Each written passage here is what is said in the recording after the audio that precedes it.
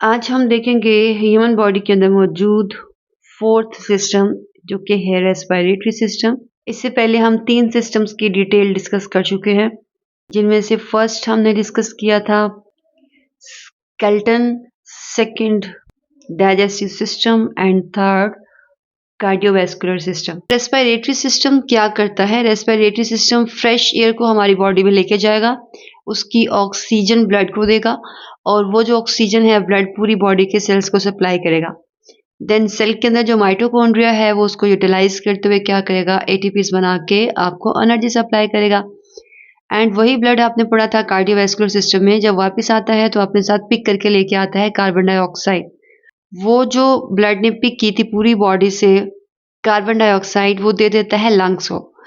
फिर लंग्स उसको एक्सहेलेशन के मेथड के थ्रू क्या करते हैं, हमारी बॉडी से बाहर निकाल देते हैं ऐसी गैस को जिसमें कार्बन डाइऑक्साइड की अमाउंट क्या होती है, ज़्यादा होती है। तो इट मीन्स के हमारा जो रेस्पिरेटरी सिस्टम है ये 2 काम करने वाला है। फ्रेश एयर को इनहेल मीन्स के अंदर लेके जाएगा और फ्रेश एयर में किसकी अमाउंट ज़्यादा होगी, ऑक्सीजन की, और किसकी कम होगी, कार्बन डाइऑक्साइड की।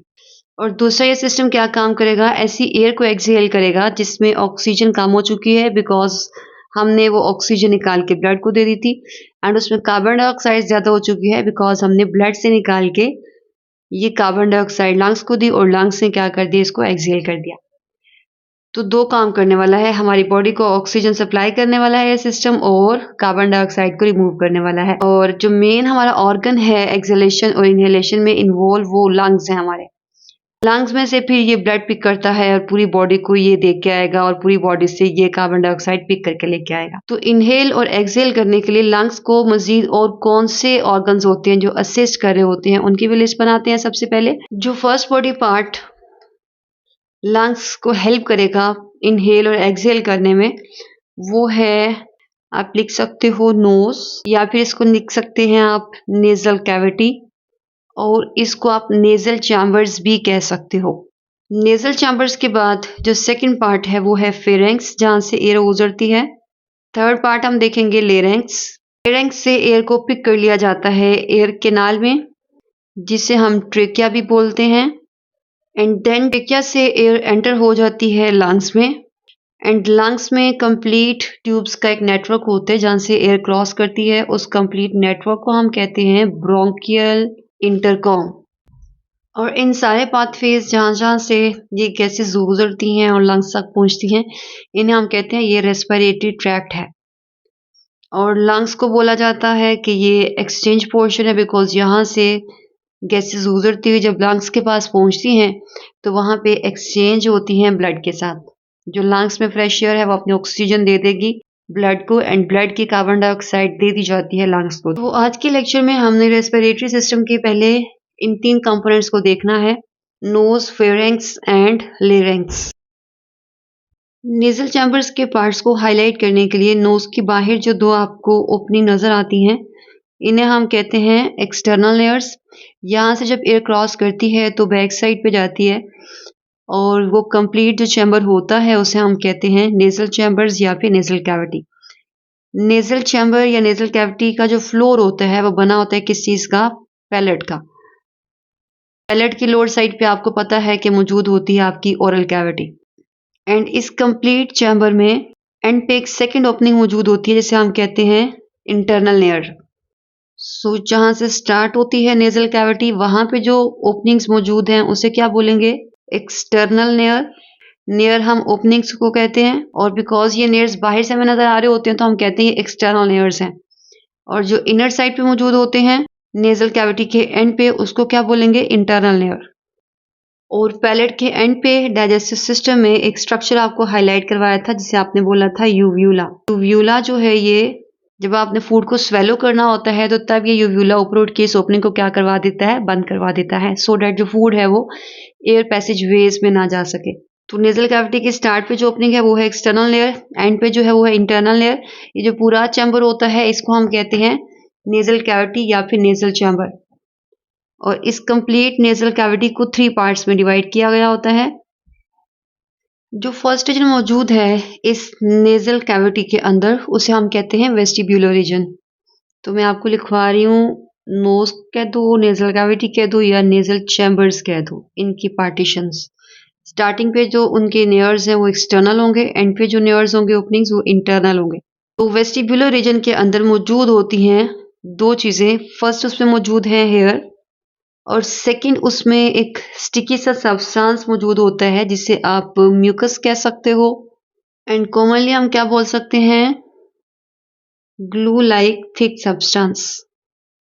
तो वेस्टिबुलर रीजन जो आपके नोज के अंदर आपको हेयर नजर आते हैं और स्टिकी सा सब्सटेंस नजर आता है, इसका मकसद क्या होता है, जो भी एयर के अंदर मौजूद होते हैं डस्ट पार्टिकल्स, एंड इसके अलावा जो भी इंसेक्ट्स होते हैं उनकी क्या करवाता है, फिल्ट्रेशन, और जो बिल्कुल क्लीन आपकी एयर है उसको लंग्स तक पहुंचाता है। ये जो सेकंड रीजन मौजूद होता है वो है रेस्पिरेटरी रीजन, और ये रेस्पिरेटरी रीजन क्या करता है, ये जो भी एयर हम इनहेल करते हैं उसके टेम्परेचर को स्टेबलाइज करता है। एयर टेम्परेचर को स्टेबलाइज करने का मीनिंग क्या होता है, हमारी बॉडी के अंदर टेम्परेचर जो है वो रहता है 37 डिग्री सेंटीग्रेड, एंड समर में टेम्परेचर जा सकता है 55 डिग्री सेंटीग्रेड तक बाहर इन्वायरमेंट में, और विंटर में आपको पता हो सकता है 7 डिग्री सेंटीग्रेड तक। तो समर के इस हाई टेम्परेचर की एयर को क्या करवाना, कूल डाउन करवाना 37 तक, और विंटर की इस कोल्ड एयर को वार्म अप करना 37 तक। ये काम होता है नेजल कैविटी के सेकंड चैम्बर का, जो कि है रेस्पिरेटरी रीजन। क्या चीज यूज करता है ये, समर में एयर को कूल डाउन करने के लिए एंड विंटर में एयर को वार्म अप करने के लिए। तो समर में वार्म अप करने के लिए यूज करता है ये जो ब्लड वेसल्स होती हैं नेजल कैविटी के चैम्बर के अंदर, उसको क्या करवा देता है, डायलेट। अगर कहीं पे ब्लड की सप्लाई पहले कॉन्स्ट्रिक्टेड थी और अब क्या हो गया है, ब्लड वेसल्स वहाँ पे डायलेट हो गए हैं, तो वहाँ पे ब्लड की सप्लाई क्या हो रही है, ज्यादा हो रही है, और ये ब्लड कहाँ से आ रहा है, हमारी बॉडी से। उसका टेम्परेचर है 37 डिग्री सेंटीग्रेड। विंटर में क्या किया जाता है, नेजल कैविटी के इस सेकेंड रीजन के अंदर करवा दी जाती है वेजोडाइलेशन। और क्या मीनिंग हुआ वेजोडाइलेशन का, ब्लड वेसल्स का डायलेट होना और वहां पे ब्लड की सप्लाई का क्या होना, ज्यादा होना। तो जब ब्लड की सप्लाई ज्यादा होगी तो ब्लड क्या होगा, वार्म होगा, जो कि बॉडी की तरफ से आ रहा है, और यहाँ पे सपोज करो ये कोल्ड एयर मौजूद है, तो हीट जो है वो डिफ्यूज करना शुरू हो जाती है किसके अंदर, कोल्ड एयर के अंदर।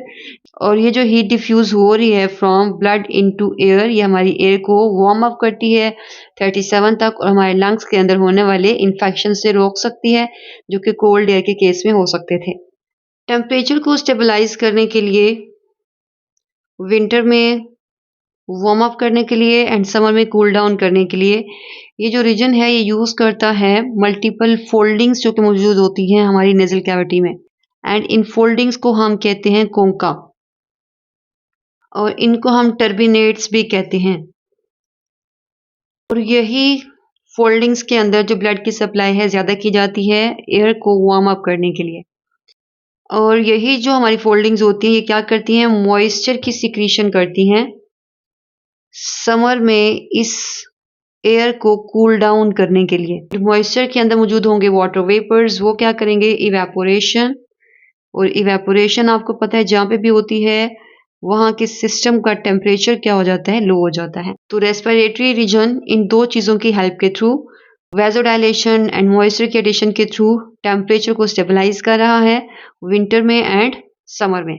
और कहाँ तक लेके आ रहा है एयर का टेम्परेचर, 37 तक, जो कि हमारी बॉडी का टेम्परेचर होता है, और बॉडी के टेम्परेचर पे लाने के बाद इस एयर को पहुंचाया जाता है लंग्स के अंदर।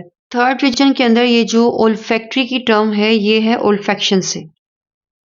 ओल्फैक्शन को कॉमनली हम कहते हैं स्मेल करना। ओल्फैक्टरी रीजन में अगर ये ओल्फैक्टरी रीजन थर्ड पार्ट को हम हाईलाइट कर दें तो वहां पे ओल्फैक्टरी सेल्स की एक लेयर मौजूद होती है।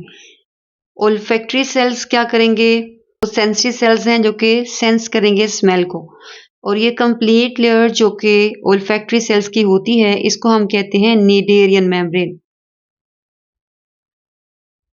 तो नोज के अंदर मौजूद जो पहला रीजन है वो एयर को फिल्टर करता है, सेकेंड रीजन एयर के टेम्परेचर को स्टेबल करता है, बॉडी के टेम्परेचर के अकॉर्डिंग लेके आता है, थर्ड रीजन जो है वो स्मेल करने में हेल्प करता है, स्मेल करने के लिए जो ओल्फैक्टरी सेल्स की मेम्ब्रेन होती है वहां पे उसका नेम याद कर लीजिएगा, ऑब्जेक्टिव में आपको आ सकता है। अब हम देखते हैं कि सेकंड पार्ट जो कि फेरेंक्स मौजूद है हमारे रेस्पिरेटरी ट्रैक्ट के अंदर, इसके कौन कौन से पार्ट्स जो हैं वो इन्वॉल्व हैं रेस्पिरेटरी सिस्टम में।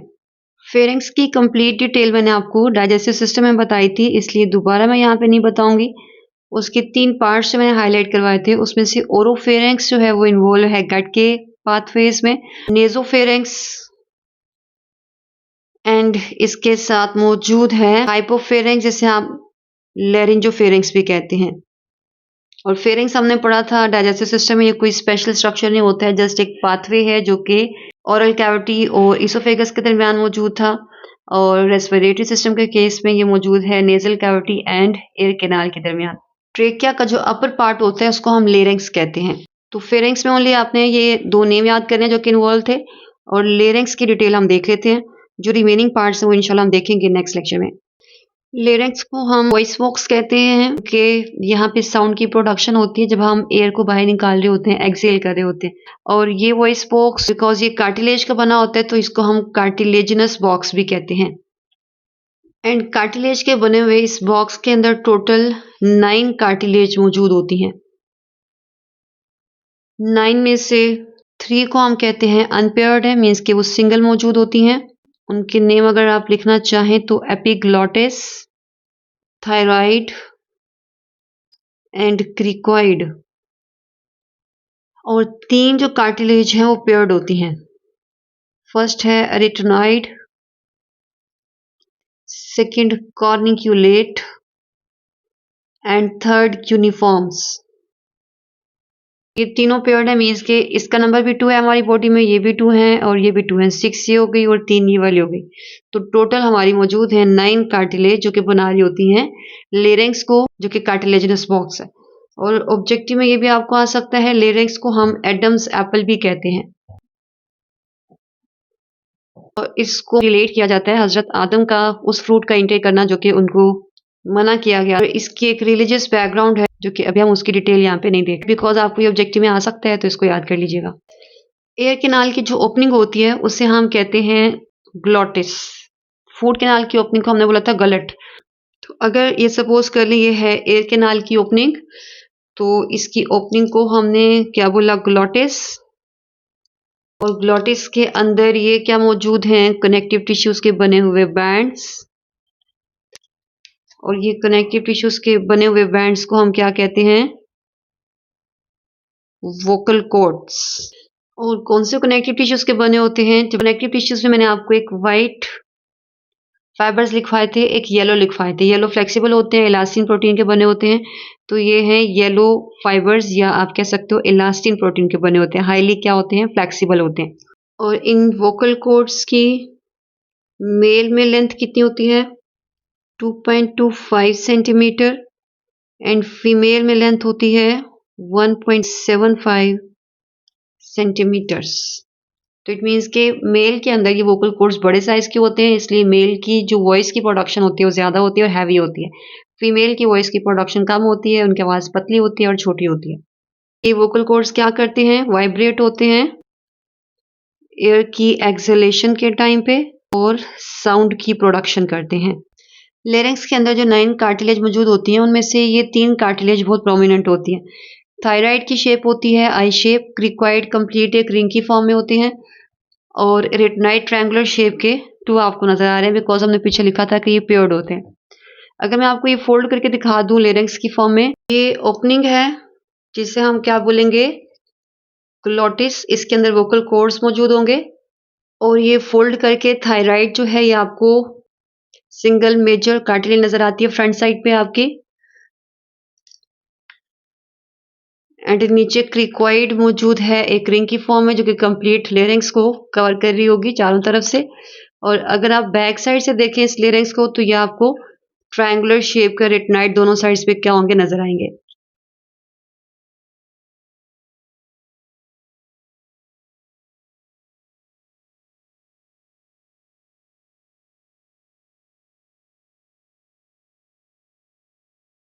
और बाकी जो कार्टिलेज है ये बहुत स्मॉलर साइज की होती है, हमें नजर नहीं आती हैं। एपिग्लोटिस जो है ये ग्लोटिस के ऊपर मौजूद एक कवर है। अगर मैं ड्रॉ कर दूं, अगर ये ग्लोटिस है तो इस तरह का एक कवर जो कि बाइफरकेटेड होता है और ये क्या करता है, क्लोज करता है जब फूड हम स्वेलो करेंगे ना, क्योंकि हमारे यहाँ पे अगर एयर कैनाल मौजूद है तो उसकी बैक साइड पे होती है फूड कैनाल, डोर्सल साइड पे। और जो भी हमने, अगर ये पैलेट है, यहाँ से एयर को हमने लेके जाना होता है एयर कैनाल में और ओरल कैविटी से फूड को लेके जाना होता है ईसोफेगस में।